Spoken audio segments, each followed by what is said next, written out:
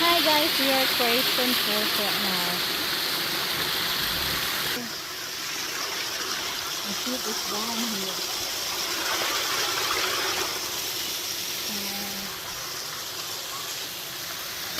It's like a massage to my feet.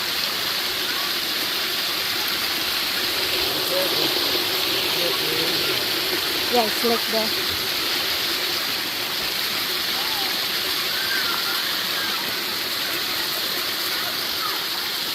We can either go in that route there. Just relaxing on my feet.